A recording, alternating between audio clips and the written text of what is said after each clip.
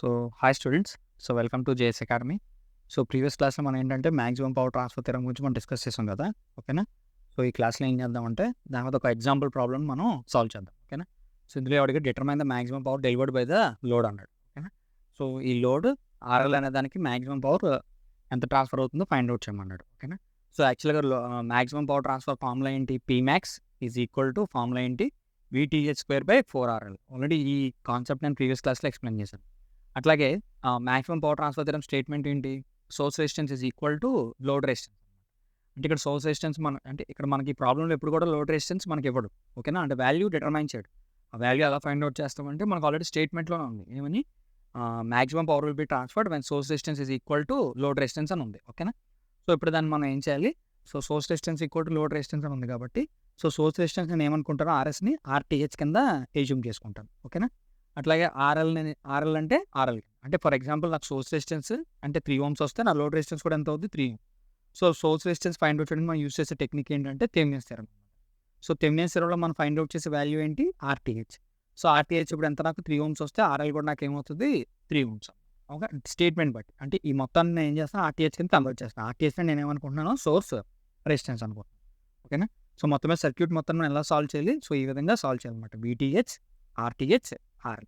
అప్పుడు దీనికి మనం Pmax = VTH² / 4RL ఫార్ములాతో మనం మ్యాక్సిమం పవర్ని ఫైండ్ అవుట్ చేయాలి. సో ఎప్పుడైనా సరే VTH ఫైండ్ అవుట్ చేయాలంటే ఫస్ట్ కాన్సెప్ట్ ఏంటి? సో లోడ్ పర్టికులర్గా ఉన్న రెసిస్టెన్స్ మనం ఏం చేయాలి? ఓపెన్ చేయాలి, ఓకేనా. ఓపెన్ చేసి దాని అక్రాస్గా వోల్టేజ్ని ఫైండ్ అవుట్ చేయాలి. సో దాని అక్రాస్గా వోల్టేజ్ ఫైండ్ అవుట్ చేయమంటే మీనింగ్ ఏంటి అంటే ఫర్ ఎగ్జాంపుల్ ఇక్కడ 3 Ohms దగ్గర మనం ఏం చేయాలి? సో ఇక్కడ అంటే మనకి ఇప్పుడు ప్యారల్ ఏంటి? Voltage equal. సో ఏబీ దగ్గర వోల్టేజ్ ఫైండ్ అవుట్ చేసిన ఫర్ ఎగ్జాంపుల్ దీన్ని నేను CD అనుకుంటే CD దగ్గర వోల్టేజ్ ఫైండ్ అవుట్ చేసిన ఒకటే అనమాట. సో ఇక్కడ నాకు వోల్టేజ్ కావాలంటే ఫార్ములా ఏంటి? ఫార్ములా ఏంటి? I/R. సో I/R కాబట్టి ప్లస్ మైనస్. ఇక్కడ నేను ఏం చేయాలి? ఇప్పుడు ఇక్కడ కానీ నేను కరెంట్ ఫైండ్ అవుట్ చేస్తే నా దగ్గర ఆల్రెడీ రెసిస్టెన్స్ ఉంది. ఇప్పుడు ఆటోమేటిక్ నేను ఏం కనుక్కోవచ్చు? వోల్టేజ్ కనుక్కోవచ్చు. సో ఈ 3 Ohms అక్రాస్గా నేను వోల్టేజ్ ఫైండ్ అవుట్ చేస్తే నాకు నథింగ్ బట్ ఏ వోల్టేజ్ వచ్చినట్టు? థెవెనిన్స్ వోల్టేజ్ వచ్చినట్టు. సో ఈ ప్రాబ్లమ్ని సాల్వ్ చేయడానికి సో మనం నోడల్ అప్లై చేయొచ్చు, మెష్ అప్లై చేయొచ్చు, నెక్స్ట్ కరెంట్ డివిజన్ అంటే KCL, KVL అప్లై చేసి కూడా చేయొచ్చు. సో 3 మెథడ్స్లోనే మనం ఈ ప్రాబ్లమ్ సాల్వ్ చేయొచ్చు. సో నేను ఏం చేస్తానంటే ఇలా మనం నోడల్ చేసాం కాబట్టి మెష్లో ఈ ప్రాబ్లమ్ని నేను సాల్వ్ చేస్తాను. సో ఫస్ట్ ఏంటంటే మెష్ 1 తీసుకోండి. మెష్ 1 తీసుకుంటే ఫస్ట్ ఏమొస్తుంది నాకు ఈక్వేషన్? మెష్ 1 ఈక్వేషన్ ఏంటి? నథింగ్ బట్ సో ఇదే కదా మెష్ 1. సో మెష్ 1కి ఏంటి? ఆల్రెడీ షార్ట్ కట్ కూడా చెప్పాను దీనికి సంబంధించి.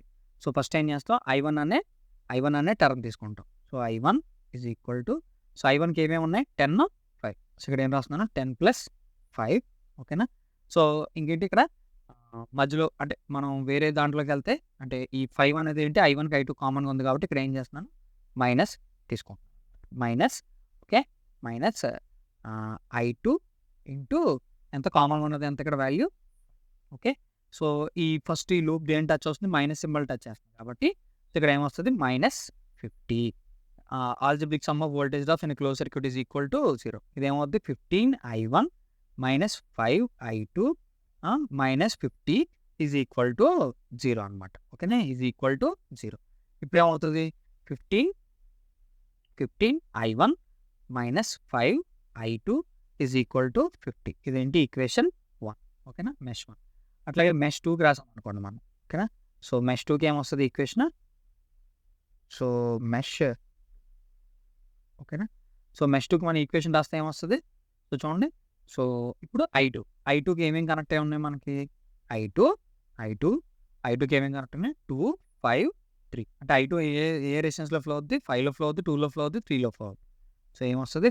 5 + 2 + 3, ఓకేనా. సో ఏదైతే వేరే బ్రాంచ్కి మనం ఎజ్యూమ్ చేసుకుంటున్నామో అంటే ఇక్కడ I2 మెయిన్ కాబట్టి సో ఇక్కడ ఏంటి? I1 దీనికి కామన్గా కనెక్ట్ అయి ఉంది. సో ఇక్కడ ఏమొస్తుంది సింబల్? Minus, okay, -5 I1 5. ఎటువంటి వోల్టేజ్ సోర్స్ లేదు కాబట్టి ఏం తీసుకోవచ్చు? దీన్ని ఈక్వల్ టు 0 కింద తీసుకోవచ్చు. సో ఇది కూడా ఏమవుద్ది? 10I2 - 5I1, okay. 10I2 - 5I1 is equal to 0. So ఇప్పుడు ఏం చేయొచ్చు? దీనికి కావాలితే బోత్ సైడ్స్ మనం ఏం చేయొచ్చు? నెగిటివ్ సింబల్తో మల్టిప్లై చేయొచ్చు, ఓకేనా. Multiply with minus on both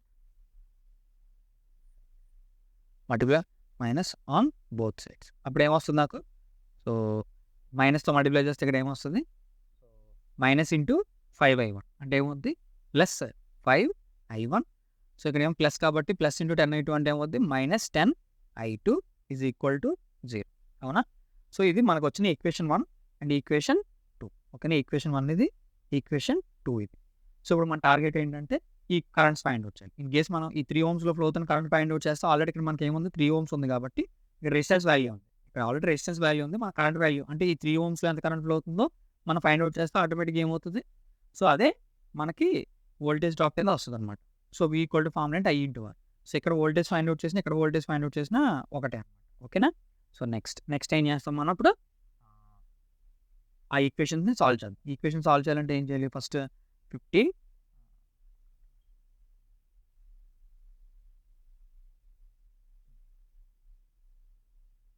so 15i1 minus 5i2 equal to 50.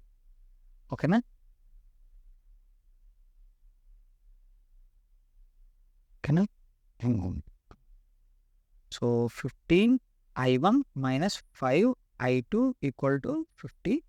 అట్లాగే 5i1 minus 10i2 equal to 0. So రెండింటిని ఈ ఈక్వేషన్ సాల్వ్ చేయడం మీకు తెలుసు కదా. అయితే మనం మ్యాట్రిసెస్లో సాల్వ్ చేయొచ్చు, క్రామర్స్లో సాల్వ్ చేయొచ్చు, లేదంటే మన మ్యాథమెటిక్ ఈక్వేషన్ ఇందులోనూ సాల్వ్ చేయొచ్చు. సో నేను ఏం చేస్తానంటే ఇక్కడ దీన్ని వాల్యూని ఎంతో మల్టిప్లై చేస్తున్నాను? ఇంటూ 3తో మల్టిప్లై చేస్తాను. అప్పుడు నాకు ఏమొస్తుంది వాల్యూ? ఈక్వేషన్ ఏమొస్తుంది? So 15i1 minus 5i2 is equal to 50. అవునా? నెక్స్ట్ ఈ 5ని ఏం చేస్తాను? 3తో మల్టిప్లై చేస్తున్నాను కాబట్టి నాకు ఇది ఎంత వస్తుంది? 50i1. ఓకేనా? ఎందుకంటే 3తో మల్టిప్లై, 3 ఇంటూ 10 అంటే minus 30i2 is equal to 0. అవునా? Equal to 0. ఇప్పుడు నాకు వాల్యూ ఏమొస్తుంది?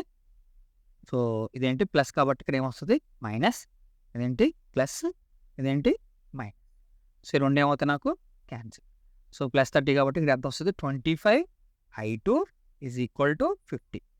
సో i2 ఈక్వల్ టు ఎంత? 50/25. సో ఎంత వస్తుంది నాకు? 2.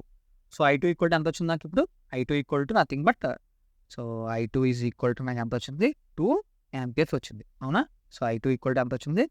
2 amperes వచ్చింది.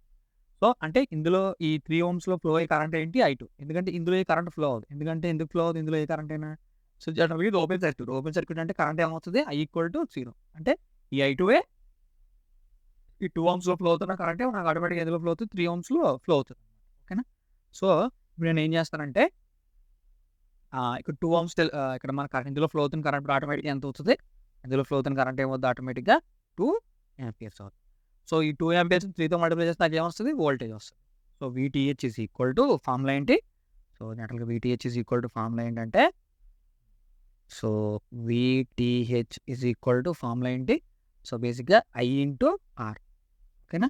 సో I/R లేదా I2 into R. So I2 value ఎంత నాకు? I2 వాల్యూ ఎంత? I2 వాల్యూ ఎంత? 2 amperes. R వాల్యూ ఎంత? 3. So VTH is equal to 2 into 3. So VTH equal to ఎంత వచ్చింది నాకు? 6 volts. ఎంత వచ్చింది? VTH ఈక్వల్ టు నాకు ఎంత వచ్చింది? 6 volts. అవునా? సో ఇది ప్రాబ్లమ్ సాల్వ్ చేసే విధానం. అంటే ఇదే కాన్సెప్ట్ని మనం ఇందులో సాల్వ్ చేయొచ్చు, ఆల్టర్నేట్ అలా సాల్వ్ చేయొచ్చు. ఇదే కాన్సెప్ట్ని మనం ఎలా సాల్వ్ చేయొచ్చు? KCL, KVL అప్లై చేసి కూడా చేయొచ్చు అనమాట. ఓకేనా? సో మీకు ఎవరికన్నా ఆ మెథడ్లో కావాలంటే కామెంట్ బాక్స్లో కామెంట్ చేయండి. మనం ఒకసారి మీకు ఆన్సర్ చేసి నేను వేరే క్లాస్లో చూపిస్తాను. ఓకేనా? సో మీరు ఒకసారి అసైన్మెంట్కి అయితే ట్రై చేయండి ఈ ప్రాబ్లం. ఓకే? సో నెక్స్ట్ ఏంటంటే RTH కనుక్కోవడం. సో RTH కనుక్కోవడం అంటే సో జనరల్గా RTH అంటే ఏం చేస్తాం? RTH కానీ RL కానీ ఫైండ్ అవుట్ చేయాలంటే అంటే అప్పుడు మన టార్గెట్ ఏంటి? VTH కనుక్కున్నాం. ఓకేనా? నెక్స్ట్ మన టార్గెట్ ఏంటి? Source resistance. సోర్స్ రెసిస్టెన్స్ కనుక్కోవాలంటే ఫార్ములా ఏంటి? అంటే మనకు RL ఇవ్వడు కాబట్టి సోర్స్ రెసిస్టెన్స్లో మనకు ఉన్న అడ్వాంటేజ్ ఏంటి?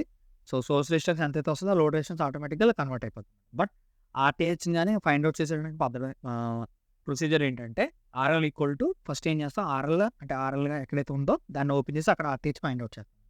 వోల్టేజ్ సోర్స్ ఉంటే దాన్ని ఏం చేస్తాం? దాన్ని మనం షార్ట్ సర్క్యూట్. అదే కరెంట్ సోర్స్ ఉంటే ఏం చేస్తాం? ఓపెన్. సో ఈ విధంగా సాల్వ్ చేస్తాం. సో ఇక్కడ జనరల్గా ఏంటి? 10 ohms, ఇదేంటి 5 ohms, ఇదేంటి 2 ohms, ఇది 3 ohms. సో ఇనిషియల్గా ఈ 10 ఓమ్స్ 5 ఓమ్స్ ఎలా ఉంటాయి నాకు ప్యారలల్లో ఉంటాయి. ప్యారలల్లో ఉంటే ఫార్ములా ఏంటి?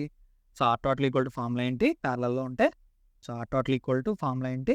R1 R2 by R1 plus R. So ఇదేంటి? This is nothing but R1 అనమాట. ఇదేంటి? R1 into R2 by R1 plus R2. Okay.